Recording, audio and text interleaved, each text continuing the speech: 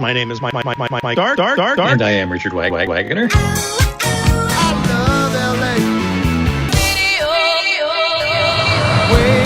We're back. Do exactly as we say and no one gets hurt. All right, here we are. Another edition of Radio Waves and Other Noises. My name is Mike Stark. And Richard Wagner. This week with Don Barrett, the late, great Don Barrett, who we've been interviewing over the past few weeks. We'll talk about FM radio in L.A. and the growth of FM radio in L.A., spotlighting KLOS and KMET. Now, we need to point out again that this interview was done in 2000. There's been a lot of groundbreaking stuff in FM radio since then and some other stuff before then. Right. But this is our view of FM radio. Some of the other FM stations we could talk about, obviously, are KNAC and K-Rock and some other rock stations. But yeah, K-West even, because they were K-West for a while. Okay, here we go. So let's dive into it. This is a history of FM radio in L.A. from Don Barrett. Then at some point in the history of all of radio, especially here in L.A., there was that transition from the AM signal to the FM signal. You mentioned earlier that when you came to town and was GM and started KIQQ, it was during that transition period when people started listening more to the FM and FM started appearing in automobiles and so on. When did the FM finally make its way into the automobile? Well, they were available back in the 60s, but you had to pay for it. It was extra. So the problem came that it was an extra $300, a lot of money back in the 60s, for the privilege. And the problem was that basically it was the classical music station that you could hear. There wasn't a lot of varied formats that you have today. What really set FM and gave it its legs was the underground radio. It was the counterculture where young people went. And most all trends start with young people. They're the ones that are flexible enough. And it was the resurgence of the music. But there was a war going on, and there was resistance to the war. And that became the rallying cry, these radio stations, not only with the music they played, but also the times. They certainly, as Bob Dylan said, they were a-changing. And one of the first stations to do that, of course, was KMET. And we had talked earlier about B. Mitchell Reed and how he had made his name in AM radio. What we're going to hear now is B. Mitchell Reed on KMET. Notice the difference. Nice contrast. Wooden Ships, David Crosby and Stephen Stills. And done this time, though, by the airplane. That's awfully pretty. Yeah, Wooden Ships. This is KMET 94.7 FM Metro Media Stereo in Los Angeles, and my name is BMR. They opened with the acoustic part. It went on for an hour, music soothing to weary hearts and hard-driven minds because it understands that state of mind only too well. Then the New Riders came on with a rolling set of country rock that sounded like Carl Perkins working honky-tonks around Jackson, Tennessee. And then it was time for the Grateful Dead, and everyone was on their feet and moving. It was past 1:30 and Jerry Garcia was still going strong. Very fine indeed. That was Rolling Stone magazine talking about the Grateful Dead show. And that's the way it will be when the Grateful Dead and the New Riders of the Purple Sage appear in concert at the Pasadena Civic Friday night, September 25th. Tickets are now on sale at the Pasadena Civic box office, all mutual agencies, Wallack's Music City stores, all Liberty agencies, and Sound Spectrum. And you know that notion just crossed my mind. Friday, September 25th at the Pasadena Civic, the Grateful Dead. Very fine indeed. I was listening to a lot of New York radio, and it's blech. Man, they are the most provincial town in radio I've ever heard of in my entire life. And that's okay. That's hard to really maybe communicate to an audience in Los Angeles. Well, why would you care that New York radio is provincial? You should care because it makes you that much ahead. New York music is provincial. What the jocks play and the radio stations play, is really so far behind what's being played here and in San Francisco that it's utterly ridiculous. This is KMET 94.7 FM Los Angeles. My name is BMR, and I got some things to lay down on you. Maybe I'll do it today, tomorrow, the next day anyway.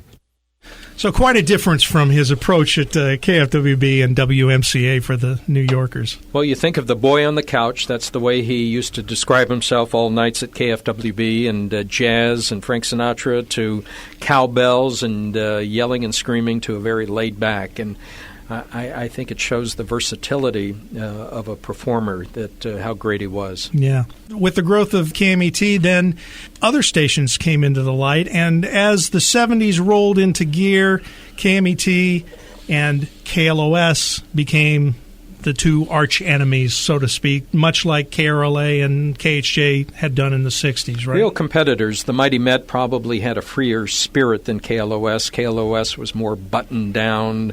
It was more of let's control the music and don't play fringe music. Let's Right. stay with the hits and so forth. So they each developed their own audience and their own personalities. And certainly you think back to those times that people say, why don't we do the Mighty Met, in 2003?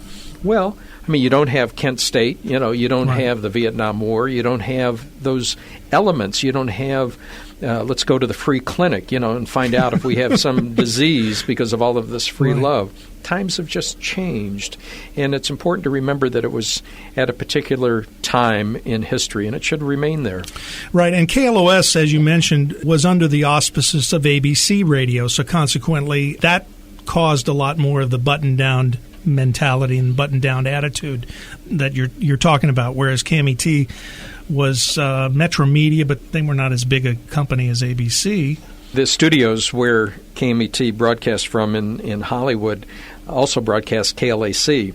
Right. And so they used to have these commercials that they would do, outdoor billboards, and then they would do it for the ad community, that you can smoke this at KLAC and you'd have some cow dung, for the country, and then you can smoke this for KMET.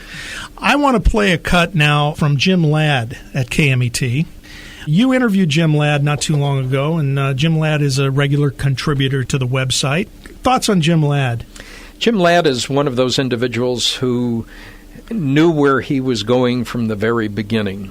He fell in love with the music when he was a kid. He was in a band, and it just kind of evolved. He started at KNAC down in Long Beach, wherever we are, on the internet. He started in Long Beach at KNAC and then became part of this whole free-form radio mentality. And the irony is that at KLOS, where he is now, he can still play whatever he wants within a pretty broad framework of music. So he's really thought of as the outlaw, the rebel, that is still working today in 2003. And it's funny that you mentioned that he worked at both places, because this air check is of Jim Ladd at KMET, and then it goes right into the KLOS air check.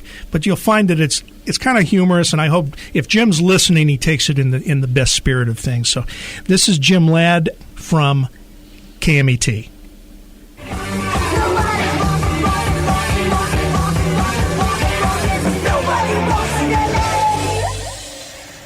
Missing Persons, and a great new song called Walkin' in L.A. Before that, we had the Cars with Shake It Up, and the Go-Go's with a song called Get Up and Go.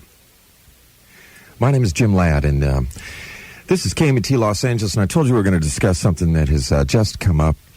Maybe you have heard about it, and maybe not, but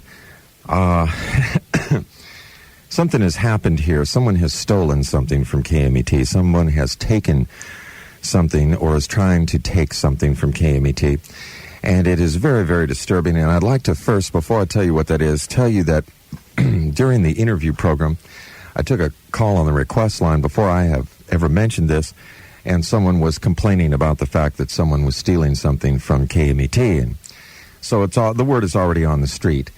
And what we're talking about is the fact that KLOS, the radio station over to the right, has now announced that they have a brand new idea for a great thing to happen in the month of October. Perhaps you can guess what that is. That's right. They have coined the phrase Rocktober. Now, this is so typical, I cannot believe it. KMET has been doing Rocktober, as you know, for 8 years running. This is our 8th year anniversary of Rocktober. We were into celebrating and have a lot of wonderful things planned for you for Rocktober. And now KLOS comes out and announces, in strict ABC corporate policy and a very great example of the corporate mentality, that their brand new idea is not a brand new idea, but let's one more time rip off KMET, repackage it into a nice shiny little bumper sticker or a box of some sort, and we'll sell it to the sheep one more time. Now, I used to work for KLOS. I worked for them for 4 years, and I've never said this on the air before, but I know what ABC thinks like because I used to work there. And their mentality is that there are no such things as people who listen to the radio station. In the ABCI, which owns KLOS, you are sheep, demographic numbers. And their outlook is that the audience is so stupid and so dense and so mediaized that you can sell them literally anything. And that's what they're doing here. And to me, if I were a listener of KLOS, which I am not, that would be so insulting to me, I can't tell you. I mean, that would really insult me to think that you would buy that without going, oh, Rocktober, what's a good idea? Did I ever hear that before? Unbelievable. Now, I've sat quiet when KLOS ripped off KMET for doing commercial-free time. We were the first to do that. Now they're doing it. I've sat silent while they started doing sets of songs. Wasn't that original? Who was the first radio station you ever heard do complete sets of groups? Well, they took that from us. They took the interview concept of interviewing rock and rollers. I've sat quiet through the John Lennon petition ripoff where they had John Lennon's petition and KLOS all over it. I've sat silent while they tried to rip off the Alliance for Survival Peace Sunday event. But now, ladies and gentlemen, I cannot be quiet anymore, and KMET will not be quiet anymore as KLOS comes out and wants to resell you Rocktober. Now, I don't believe that you are stupid enough to buy the shiny package one more time. If you are, then maybe they're right. Let's hope not. Okay, this is a meeting of the board of the ABC, American Broadcasting Company. You know that station out there in Los Angeles, KLOS? Look, just mimeograph everything that KMET does, okay? Then we'll repackage it. Okay, now let's run this up the flagpole. Okay, now, we'll put some shine on it, okay? We'll make the disc jockey somewhere hip. Now, good idea, JW. Spell that right now. Get it out to the calls. Get a memo on that. Oh, Miss Brown, would you mind sitting on my face and then listening to KMET, okay? Set before the world is a stage, a different performance with every age. Well, good evening, everybody. My name is Jim Ladd. This is 95.5 KLOS. Ain't life a bitch? I mean, can you believe this? I am so happy to be here. I want to start off this very first show here by thanking KLOS, Tommy Hadges, Bill Summers, Steve Downs, Jack Snyder, all of the good people who have made me feel so comfortable and welcome coming back here again. And I've been looking forward to this so much. And I've missed all of you so much, you know. Not that it bothered me being off the air for 2 months, 2 weeks, 5 days, 7 hours, and 3 minutes. But it is wonderful to be back. And I think we're going to have a great, great time, you and me, on these weekends from 6 until 10 every Saturday night here at KLOS. You know, I've been thinking, I had some time to think, believe me. You know, when you're down in the unemployment line, you have time to think about your life and about what's going on. And the only thing that I've ever really wanted from radio, the only thing I ever asked from radio was certainly not money, because if I was looking to make a lot of money, I would sell coffee pots to the Pentagon. But it has been a chance to express myself and the chance to use a little creative ingenuity on the air. And the folks here at KLOS have been kind enough to allow me to do just that. And not only allow it, but they have encouraged it. They said, Jim, go on the air on Saturday, be yourself, do what you want, and rock and roll. So what more can I ask? The world keeps turning. Life keeps turning, and certainly the radio dial keeps turning, and it is wonderful to be here. This is 95.5 KLOS, Los Angeles. Crank it up, children. Here we go again.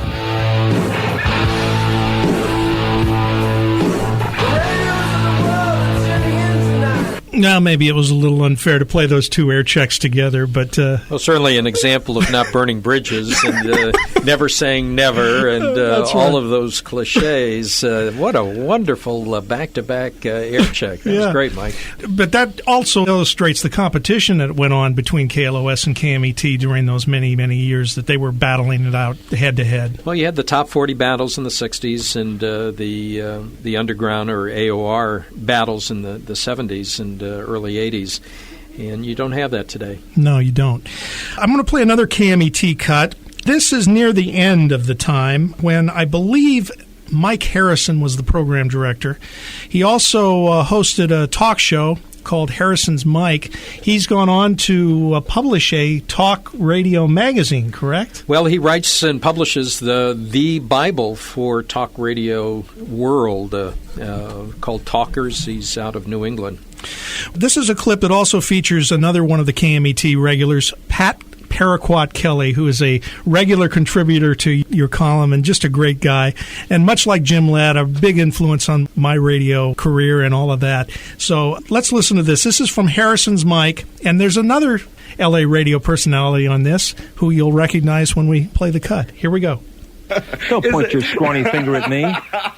Is it not true that back in 1980, you were the organizer of a Bring Nixon Back to Power rally here in Southern California? No. That maniac? You got it wrong again. That man who I was the organizer. Who was almost the cause of us losing our freedom? I was an That man who kept young boys in Vietnam for years and years Richard beyond Nixon his was promise, probably one of the greatest presidents we ever sending had. Troops against college campus students. No way. Killing, No way. murdering, and, of course, disgracing the office of the presidency. Is it not true that you once organized a campaign to bring him back? Not to bring him? I have here footage of a report that we once did on you in 1980. Paraquat Kelly, our journalist, our credible award-winning newsman, went out into the field and went to a hotel here in Southern California interviewing raving fanatical people folks. under your spell who were at a pro-Nixon rally. Let's go back and listen play your to, drama. We're going to listen to play this your right little now. drama. Let's roll that tape.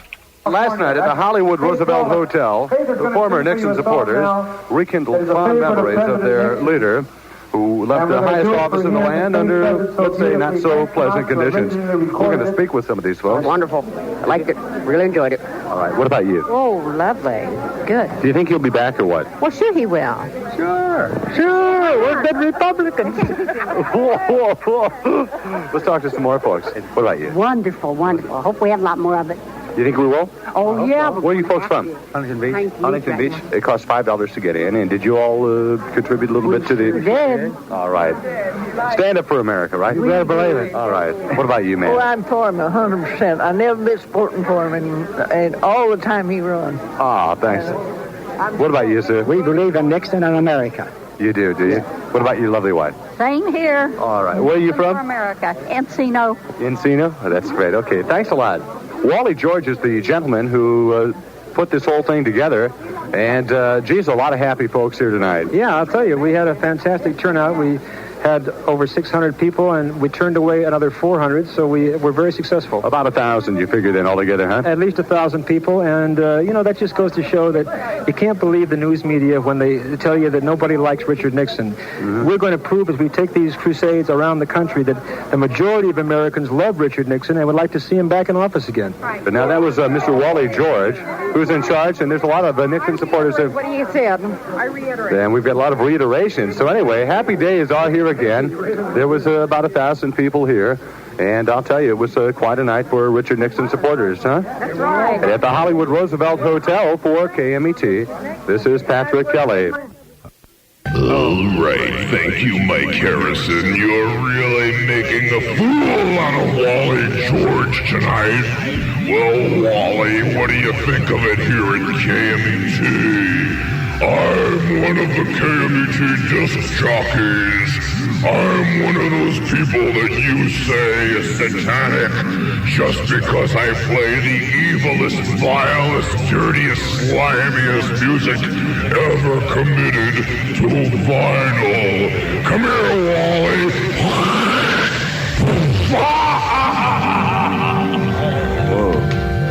See, Wally? Now that's what you get, Wally. Now I'll tell you, here's a handkerchief. Wipe your face. Here is there you go, Wally. That's what Lucifer the Rock. That's certainly, after listening to KMET quite a while, that certainly is very typical of the kind of personality that you'll hear on this station. Well, okay, and now Wally. with now that, listen, Wally, I will take my leave. I just want you to know one thing, and then I'll let you leave. But I want you to know, I still think that you're dangerous. I don't think that you are. You are the dangerous one. I don't think that you are in any way, shape, or form a poser. I don't think you're an actor. I think that your audience are poor young Americans who are under your influence. I think that you, in fact, could gain power, and I think that everybody should be very careful that someone like you doesn't rise to power in this country. Oh, no. You are more like Hitler than I ever suspected. Let me tell you something. Harrison, looking at you in your eyes let me tell you right now. something. Don't lean over the table. I am promoting God and country. Just watch yourself. And you for dare to call me. Hey, wait a second. You dare to call me out. I'll tell you another thing.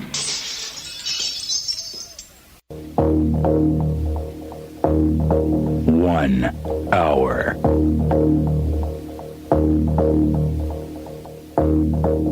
50 minutes. $40 minutes.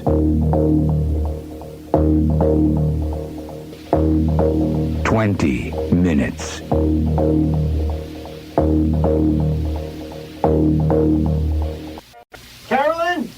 Carolyn! What? It's time, honey. Turn on the radio. What are you talking about? What's wrong? Turn on the radio. It's time, baby. It's 12 noon. What's 12? Oh, that. The boom, boom, 2 hours. Boom, That thing. boom, 8 days. Oh, Remember that? gee. Boom, boom, 5 days. Oh, Come on. it's now? No. Boom, boom. Okay. Time's up. Okay. Turn on. 94.7. 94.7. 94.7. Let me see. Okay. I've got it. Shh. This is Howard Bloom, Vice President and General Manager of Southern California's newest radio station, KTWV Los Angeles. On behalf of all of us at Metropolitan Broadcasting, welcome to 94.7 The Wave. 94.7 The Wave.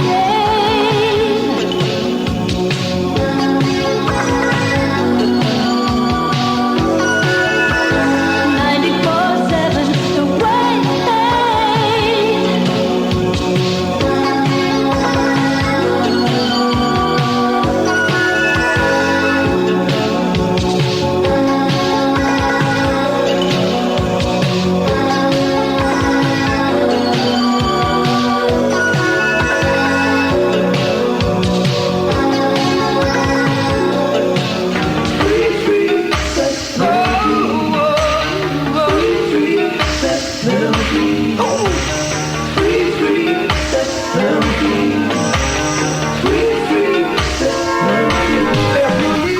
'Of course, that started a new era for the frequency 94.7. They've been enormously successful as a smooth jazz station up till today. About the only game in town, though, really, in terms of that type of programming, right?